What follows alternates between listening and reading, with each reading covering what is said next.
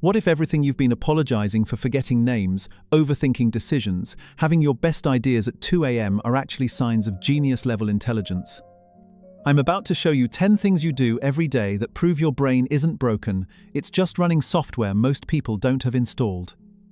And by the end of this video, you'll stop trying to fix yourself and start recognizing what your brain has been trying to tell you all along. Seeing patterns everywhere. You notice the barista makes your coffee the same way every third visit. You've spotted a weird trend in your company's data that nobody else sees. You can predict plot twists in movies within 5 minutes. Your friends think you're either psychic or paranoid, but really, you just can't stop seeing patterns in everything. The way people always sit in the same spot at meetings. How traffic lights on your commute sync up in a specific rhythm on Tuesdays. The fact that your coworker uses the phrase "circle back" exactly 4 times in every email. Turns out, your brain might just be operating at genius-level intelligence. Pattern recognition is one of the most fundamental markers of high cognitive ability and the foundation of how smart brains work. When researchers design intelligence tests, a huge chunk of what they're measuring is your ability to spot patterns, whether it's visual sequences, numerical progressions, or logical relationships. Seeing patterns means your brain can take seemingly random information and find the underlying structure, the hidden rules that make sense of chaos. This is how innovation actually happens. Every major discovery starts with someone noticing a pattern that everyone else missed. Newton saw the pattern between a falling apple and planetary motion.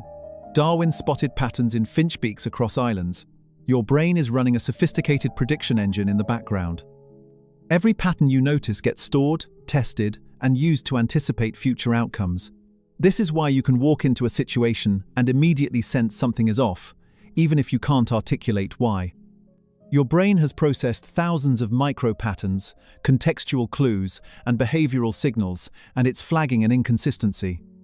The tricky part is knowing when your pattern-seeking brain is onto something real versus when it's finding connections that don't actually exist. Psychologists call the latter apophenia, the tendency to perceive patterns in random data. But people with high intelligence can test their patterns, adjust when they're wrong, and refine their models. That self-correction mechanism is what keeps pattern recognition useful instead of delusional. In practical terms, this is why you solve problems faster than most people. Your brain has already catalogued similar situations, identified what worked before, and extrapolated potential solutions. It's also why you can predict how things will unfold, whether it's a project at work, a conversation, or a story. So if people ever accuse you of reading too much into things, just know they're half right. You are analyzing constantly, and your pattern-seeking brain is operating at genius frequency. But here's what nobody tells you: the same brain that sees patterns everywhere also sees patterns that aren't there. So how do you know which ones are real? How do you know when you're being brilliant versus when you're just wrong? And here's where it gets stranger, because while you're out here spotting patterns nobody else can see, you can't remember your coworker's name. And that's not a contradiction, that's clue number 9. Forgetting names but remembering obscure facts. You can't remember your coworker's name even though you've met them 4 times, but you can instantly recall that octopuses have 3 hearts, that the Battle of Hastings was in 1066, and the exact plot of a movie you watched once in 2003. Your brain has priorities. They're just weird ones. You blank on someone's spouse's name at a dinner party, but you can recite the entire periodic table. You forget birthdays, but remember that the speed of light is about 186,000 miles per second. People think you're rude or spacey. Your memory isn't broken. It's optimized for something most people's brains aren't prioritizing, and that's directly linked to high intelligence. Your brain doesn't store information democratically. It's constantly filtering, deciding what's worth keeping and what can be discarded. High intelligence brains tend to tag information based on intellectual significance rather than social convention. Your memory system is asking, is this interesting? Is this novel? Does this connect to other things I know? Social niceties like names don't usually pass that test. But a weird fact about octopus biology or a historical date with context, that gets filed under fascinating and locked into long-term storage. Research shows that people with higher cognitive ability are better at filtering relevant information from irrelevant noise. The problem is that society defines relevant very differently than your brain does. Einstein could hold incredibly complex physics equations in his head and revolutionize our understanding of space and time, but he famously struggled with everyday details. He allegedly couldn't remember his own phone number because, in his words, why waste brain space on something you could look up? His cognitive resources were allocated elsewhere. Your brain is doing the same thing. This is also why you remember obscure facts you learned years ago. When something captures your intellectual curiosity, your brain encodes it deeply, connects it to other knowledge, and stores it in a way that makes it easy to retrieve. The downside is that this makes you look socially awkward. Your brain treats names the same way it treats phone numbers, as temporary data that doesn't need permanent storage. So next time someone gives you grief for forgetting their name, just remember your memory is optimized for fascinating information over small talk, and that's exactly how genius-level brains operate.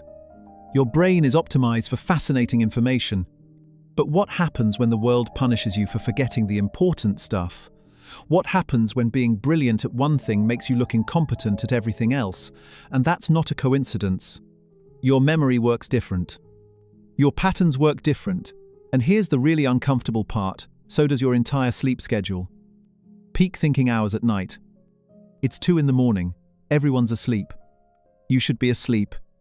Instead, your brain has just solved a problem, designed 3 projects, and had its best ideas of the entire month. The world shuts down, the house goes quiet, and suddenly your mind comes alive like someone flipped a switch. You've tried going to bed earlier, you've tried all the sleep hygiene tricks, but your brain has other plans, and those plans involve doing its best work when everyone else has clocked out for the day. Your brain doesn't work the same way at 2 in the afternoon as it does at 2 in the morning. During the day, your prefrontal cortex, the part responsible for logic and executive control, is running at full power, keeping you focused and managing social rules. But at night, that control loosens and your brain shifts into a different mode, one that's less rigid, less filtered, and way more creative. This is why so many breakthrough ideas happen late at night. When your brain isn't busy managing day-to-day logistics, it can wander freely, make unusual connections, and explore ideas it wouldn't touch during business hours. Psychologists call this diffuse thinking, and it's essential for creative problem-solving. History backs this up. Franz Kafka did his best writing after midnight. Winston Churchill worked late into the night and took naps during the day. Their brains genuinely functioned better after dark, and they structured their lives around that reality. Part of this comes down to circadian rhythm, your body's internal clock. Not everyone's clock runs on the same schedule. Some people are naturally wired to feel alert and creative in the evening and hit peak cognitive performance long after most people have gone to bed. This isn't a discipline problem, it's biology. The other piece is environmental. Nighttime is quiet. There are no emails, no interruptions, no demands on your attention. That silence creates space for deep thinking. Your brain isn't in reactive mode. It's in generative mode, pulling from your subconscious, connecting dots, building ideas without interference. The frustrating part is that modern society is built for morning people. If you're not chipper and productive by 8, you're labeled lazy or unmotivated, even though your brain is biologically programmed to hit its stride hours later. So if you're lying awake at 2 in the morning with your mind racing through ideas, don't fight it. Your brain is just waiting for the right conditions to do its best work. You think different at night. But during the day, you can't even make a simple decision without your brain tearing it apart from every angle. Arguing both sides with yourself. You've made a decision, it's final, you're confident. Then, 5 minutes later, you're internally arguing the exact opposite position with equal conviction. By the end of the day, you've debated yourself into 3 different conclusions, and you're exhausted from your own brain. Should you take the job offer or stay where you are? Well, here are 6 reasons to leave, and 7 reasons to stay. Your friends make decisions in 30 seconds and move on. You're still building arguments for choices you made last week. This mental tug-of-war is actually a hallmark of high-level intelligence. What you're doing is called dialectical thinking, and it's one of the most sophisticated forms of reasoning humans can do. It's the ability to hold 2 contradictory ideas in your head at the same time and genuinely explore both without collapsing into confusion or picking a side prematurely. Most people hear an idea, decide if they agree or disagree, and that's it. Your brain takes the idea, examines it from every angle, plays devil's advocate with itself, and stress tests every assumption until it's sure the conclusion can hold up. F. Scott Fitzgerald once said that the test of a first-rate intelligence is the ability to hold two opposing ideas in mind at the same time and still function. That's exactly what you're doing, except you're actively debating them, building cases for each side, finding flaws in your own arguments, and then switching positions to see if the other perspective holds up better. This is the foundation of the Socratic method, the teaching approach that built Western philosophy. Socrates forced people to argue their own positions, then challenged them to defend the opposite view. The goal wasn't to win the argument. It was to test the idea until only the strongest reasoning survived. Your brain is doing this automatically. Scientific thinking works the same way. Researchers actively try to disprove their own hypotheses, looking for holes, testing alternative explanations. That self-skepticism is what makes science reliable. This process makes you thorough. Yes, it takes longer. Yes, it's exhausting. But the decisions you land on are usually better because they've survived your brain's intense vetting process. You're not flip-flopping, you're testing structural integrity. The downside is that other people don't see this process. They just see someone who takes forever to decide. What they don't understand is that you're refining your thinking, adjusting based on new angles, building toward a conclusion that's actually defensible instead of just quick. So if your brain insists on cross-examining every decision like a courtroom drama, don't fight it. That kind of rigorous self-questioning is exactly what separates shallow thinking from genius-level reasoning. You're not indecisive. You're thorough. But what if that thoroughness is exactly what's keeping you from taking action? What if the thing that makes you smart is the same thing that's paralyzing you? Getting obsessed with random topics. You went online to check the weather, and somehow, 3 hours later, you're an expert on medieval siege weapons, the history of lighthouses, and why flamingos stand on one leg. You have work tomorrow. You don't care. You need to know everything about 14th century catapults right now. This happens constantly. You start with one simple question and end up 17 browser tabs deep into subjects you didn't even know existed an hour ago. Someone mentions a random topic at lunch, and by dinner you've consumed 6 articles, 2 documentaries, and a podcast series about it. Your search history looks like the reading list for the world's most random trivia championship. This is intellectual hyperfocus combined with insatiable curiosity, and both are strongly linked to high intelligence. Your brain isn't wandering aimlessly. It's actively seeking out new information, building connections, and satisfying a deep drive to understand things fully. Psychologists call this openness to experience, one of the big 5 personality traits, and it's consistently associated with creativity, innovation, and cognitive ability. Leonardo da Vinci is the ultimate example.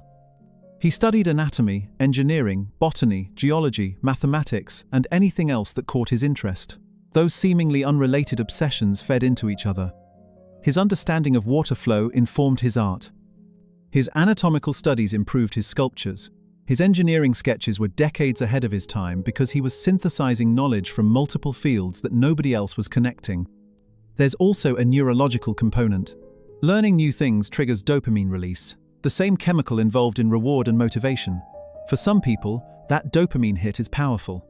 Your brain gets genuinely excited by novel information, which creates a feedback loop. The more you learn, the more you want to learn. So the next time you lose 3 hours to a Wikipedia spiral, don't beat yourself up. Your brain is collecting raw material for breakthrough thinking. But here's the uncomfortable part. What if all this random knowledge is just distraction? What if you're using intellectual curiosity as an excuse to avoid the work that actually matters? Making bizarre connections. You're watching a documentary about penguins, and suddenly you've solved a work problem that's been bugging you for weeks. Your brain just connected Antarctic survival strategies to marketing campaigns, and honestly, you're not even sure how you got here. This happens all the time. You're reading about ancient Roman aqueducts, and it sparks an idea for organizing your closet. Someone mentions bee navigation, and you suddenly understand how to fix a bug in your code. You're listening to a podcast about jazz improvisation, and it unlocks a completely different approach to a project you've been stuck on for months. What's actually happening is something called lateral thinking, and it's one of the clearest signs of high-level intelligence.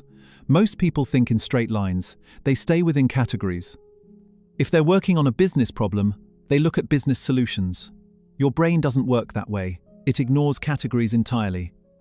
It sees a penguin documentary and extracts the underlying principle, survival through adaptation in hostile environments, and suddenly applies that framework to customer retention strategies. It's cross-domain pattern recognition, and it's exactly how innovation happens. Psychologists call this associative thinking or combinatorial creativity. It's the ability to take concepts from completely unrelated fields and mash them together in ways that produce something new. High intelligence doesn't just mean knowing a lot within one domain. It means being able to connect distant conceptual nodes and finding the hidden relationship between them. Steve Jobs took a random calligraphy class in college. Years later, that became the foundation for the Mac's revolutionary typography. Nobody else in tech was thinking about calligraphy because it had nothing to do with computers except it did.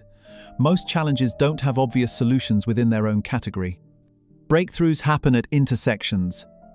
Velcro was invented because someone looked at burrs stuck to their dog's fur and thought about fasteners. The structure of benzene was figured out because a chemist had a dream about a snake biting its own tail. The biggest leaps forward almost always come from someone thinking sideways. Your brain is doing this constantly, pulling from that massive library of information you've collected, finding parallels, testing metaphors, seeing if a principle from one area might apply somewhere completely unexpected. Most people can't do this because they don't have the raw material, and even if they do, their brains don't naturally make those leaps. Yours does. Your brain makes connections nobody else sees. But what happens when those connections lead you so far off the beaten path that nobody can follow you anymore? What happens when being the only person who sees the link makes you impossible to work with?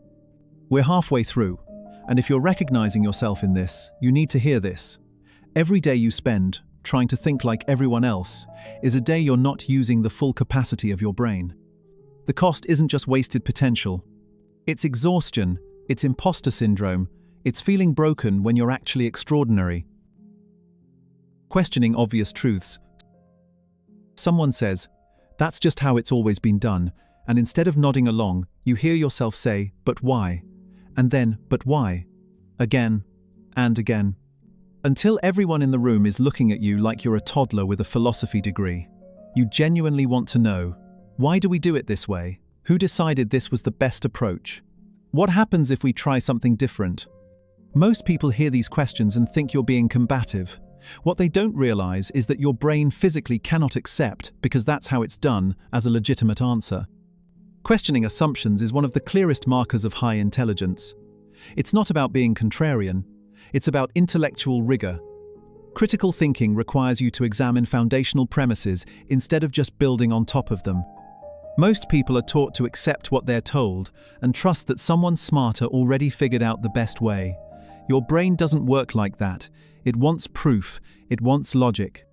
This is how every major breakthrough in human history started. Someone looked at something everyone accepted as fact and said, "Wait, are we sure about that?" The Earth being the center of the universe? Obvious, until someone questioned it. Diseases being caused by bad air? Common knowledge, until germ theory came along. The scientific method itself is built entirely on this principle.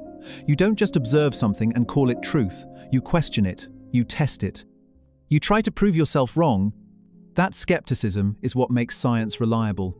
It's also what makes you annoying at dinner parties, when someone makes a sweeping claim and you immediately start poking holes in it. There's a personality trait researchers look at called agreeableness, and people who score low on it tend to question authority, challenge norms, and resist going along with the group. Pair that with high openness to experience, and you get someone who's basically wired to be skeptical of anything that smells like unexamined tradition. That combination makes you uncomfortable for people around you because you make them defend ideas they've never actually thought through. The frustrating part is that modern life punishes this. Schools reward students who follow instructions, not ones who question whether the instructions make sense. Workplaces promote people who fit in and execute the plan, not the ones who ask if the plan is any good. But progress doesn't come from everyone nodding along. It comes from the person willing to ask the uncomfortable question. You question everything, but what if that's exactly what's making people avoid you? What if your need for truth is costing you relationships, promotions, and peace of mind? Constant daydreaming. You're in a meeting about quarterly projections, but your brain has already designed a treehouse, planned a novel set in feudal Japan, and wondered whether octopuses would make good pets. You snap back to reality just in time to realize you have no idea what anyone said for the last 10 minutes. This happens constantly. You're supposed to be paying attention to something important, but your mind has wandered off to build elaborate mental scenarios. You're driving a familiar route, and suddenly you're 3 miles past your exit because you were too busy mentally solving a problem that doesn't even exist yet. That wandering mind isn't a bug. It's a feature, and it's directly linked to creativity and high-level problem solving. Scientists call this mind wandering, and it's connected to something called the default mode network, or DMN for short. This is a specific network of brain regions that becomes active when you're not focused on external tasks. When your conscious mind isn't locked onto something demanding, your DMN fires up and starts running background programs, pulling memories, making associations, exploring hypothetical scenarios, and doing all the creative heavy lifting that your focused brain can't handle. Research backs this up. Studies show that people who daydream more frequently score higher on creativity tests and generate more original ideas. They're better at divergent thinking, the ability to come up with multiple solutions instead of just one obvious answer. When your conscious mind is laser-focused, it's also narrow. It's looking for the most efficient path, the most logical answer. But a lot of problems don't have obvious solutions. They require you to step back, let your subconscious chew on it, and see what bubbles up. That's what happens when you daydream. Your brain is running simulations, testing ideas, making connections between things you didn't even realize were related. History is full of examples. Isaac Newton wasn't staring intensely at an apple when gravity clicked. He was relaxing, letting his mind wander.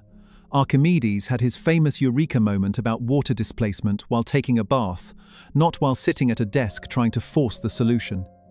The problem is that modern life punishes this. Schools want you to pay attention and stay focused.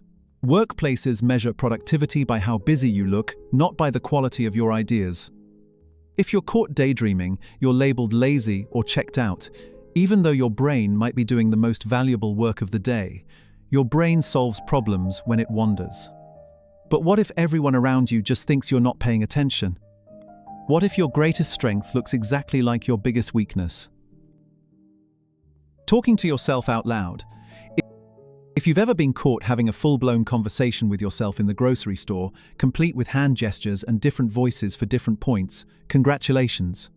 You're not losing it. You're just thinking like a genius. You're walking through the produce section, muttering about whether the project deadline is realistic, and someone walks by giving you that concerned look. You're in your car, working through a problem out loud, complete with counter-arguments and rebuttals.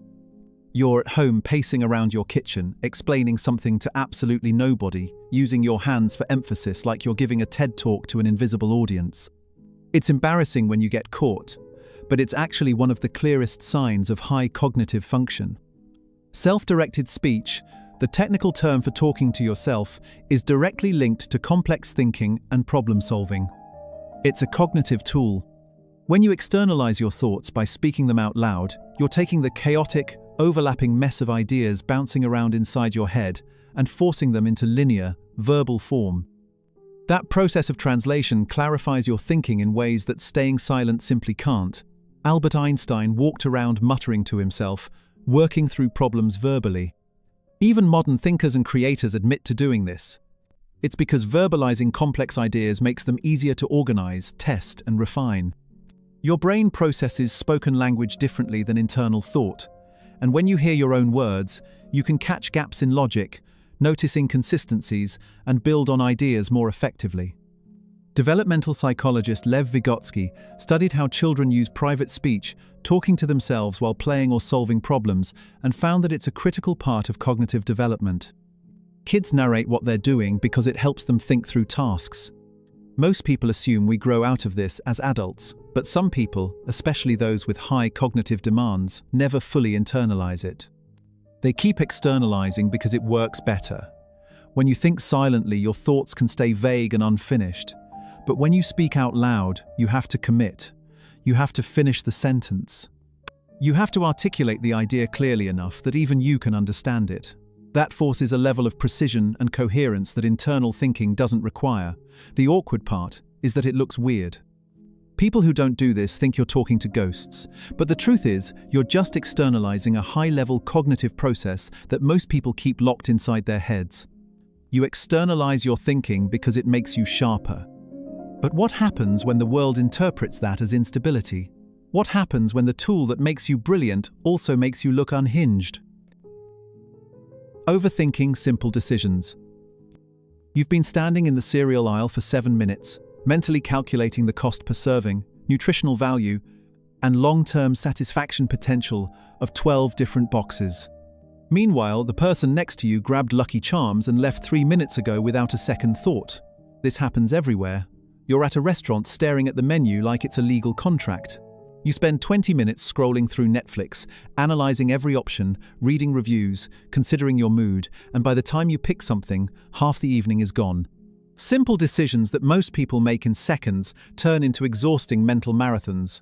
This isn't overthinking. It's something called computational thinking, and it's a sign your brain is operating at a much higher processing level. What you're doing is running multiple simulations simultaneously. Your brain isn't just picking the first option that seems good enough. It's modeling different scenarios, predicting outcomes, weighing variables, and trying to optimize for the best possible result. This is executive function working overtime, and it's the same cognitive process that helps you solve complex problems, plan projects, and navigate ambiguous situations. The issue is that your brain applies this level of analysis to everything, even when the stakes are incredibly low. Most people use heuristics, mental shortcuts that let them make quick decisions without much thought. They pick what's familiar, what's on sale, or what they chose last time, and they move on. Your brain doesn't trust shortcuts. It wants to evaluate the full decision space and make sure it's not missing something important. This comes from how your brain handles uncertainty. People with higher intelligence tend to have lower tolerance for making uninformed choices. They'd rather spend extra time gathering information and running analyses than risk-picking suboptimally. Your brain can't always distinguish between high-stakes decisions and low-stakes ones in the moment. It treats choosing toothpaste with the same analytical rigor it would apply to choosing a career path. Both trigger the same evaluation process. The frustrating part is watching other people make decisions instantly and seemingly without stress. They just pick something and move on. It feels like a burden, and sometimes it is. But those quick decision makers don't have the ability to see consequences 3 steps ahead, to spot variables others miss, or to optimize outcomes in genuinely complex situations. So yes, standing in the cereal aisle for 7 minutes looks ridiculous. But your brain is treating every choice like a chess game, and while that's exhausting for breakfast decisions, it's exactly what makes you capable of handling problems that would overwhelm simpler minds. Here's what I need you to understand. Every single thing on this list, the patterns you see, the facts you remember, the 2 a.m. breakthroughs, the internal debates, the rabbit holes, the weird connections, the constant questioning, the daydreaming, the talking to yourself, the overthinking all of it, the world has been telling you these are problems, quirks, things you need to fix or hide or apologize for. But they're not problems. They're not even quirks, they're features. Your brain isn't broken. It's not malfunctioning. It's just running software that most people don't have installed. And the reason life has felt harder for you isn't because you're doing something wrong. It's because you've been trying to operate in a world designed for a completely different operating system. So stop apologizing. Stop trying to think like everyone else. Stop treating your brain like it's the problem when really, it's been your greatest advantage all along. See how it all connects? The patterns, the obsessions, the connections, the questions, they're all the same thing. Your brain refusing to accept the world at face value. The world doesn't need more people who can follow instructions. It needs more people who can see the patterns, make the connections, ask the uncomfortable questions, and think at 2 a.m. while everyone else is asleep. It needs people like you. If you recognized yourself in this video, hit that like button so I know I'm not the only one standing in the cereal aisle for 7 minutes. And subscribe, because we're building a community of people who finally understand that thinking differently isn't a problem, it's an advantage. I'll see you in the next one.